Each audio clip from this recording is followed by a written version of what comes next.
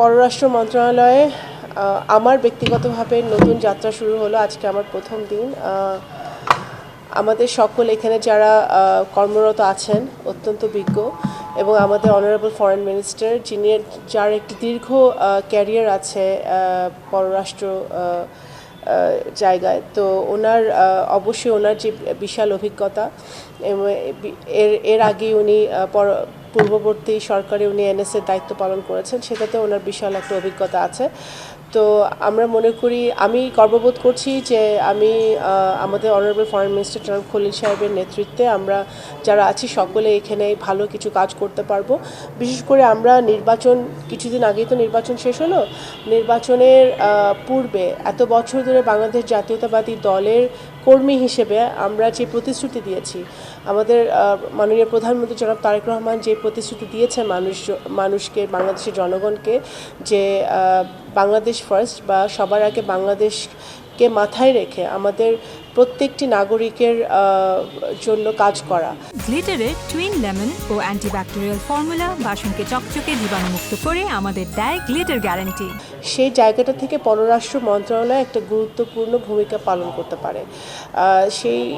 সেই জন্য আমাদের যে আজকে বৈঠকগুলো হয়েছে সেটা গুরুত্বপূর্ণ ছিল এবং আমরা সবাই যাতে ঐক্যবদ্ধভাবে একটি টিম ওয়ার্কের মধ্য দিয়ে আমরা প্রত্যেকটা মন্ত্রণালয়কে আমরা সাহায্য করতে চাই এবং সামনের দিকে আমরা আরও সফলভাবে আমাদের যে ইশতেহার আছে বাংলাদেশ জাতীয়তাবাদী দলের, সেই ইশতেহারটা ইমপ্লিমেন্ট করার কাজে আমাদের পররাষ্ট্র মন্ত্রণালয়ের একটা গুরুত্বপূর্ণ ভূমিকা আছে। সেই ভূমিকাটা যেন আমরা সকলে পুঙ্খানুপুঙ্খরূপে পালন করতে পারি। আমার চেয়ে প্রত্যেকে এখানে অনেক বেশি অভিজ্ঞ। এখানে যারা ডিজিরা আছেন, যারা কর্মরত আছেন, তারা অবশ্যই তাদের সকলকে সাথে নিয়ে আমরা এই কাজটা এগিয়ে নিয়ে যাব আমাদের ফরেন মিনিস্টার সাহেবের নেতৃত্বে এবং সর্বোপরি আমাদের মাননীয় প্রধানমন্ত্রী জনাব তারেক রহমান সাহেবের নেতৃত্বে। পররাষ্ট্র মন্ত্রণালয় ভিসার ব্যাপারে অবগত আছি। আমরা এটা নিয়ে কাজ করছি।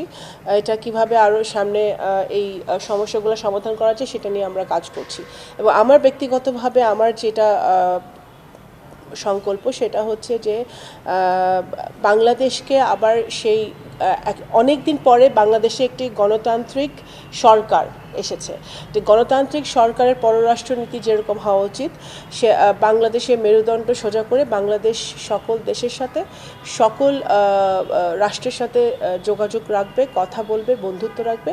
সেই মেরুদণ্ডটা আমাদের অনেক দিন পরে শক্ত হয়েছে, বিকজ আমরা একটি জনগণের ম্যান্ডেট নিয়ে আমরা এসছি এবং শুধু এই সরকার শুধু পররাষ্ট্র মন্ত্রণালয় নয়, এই সরকার সকল দল, মত, ধর্ম, বর্ণ এবং আমাদের বিরোধী যারা নির্বাচন করেছে, এই নির্বাচনে সকলকে সাথে নিয়ে, আমাদের সিভিল সোসাইটি আছে, সকলকে সাথে নিয়ে আমাদের সিদ্ধান্তগুলো আমরা আমাদের মেরুদণ্ড শক্ত করে আমরা সামনের দিকে এগোতে চাই। বাংলাদেশকে সবার ভিন্ন নজরে দেখতে হবে। সব দেশের সাথেই তো আমাদের চ্যালেঞ্জ আছে, আমাদের ইস্যুস আছে।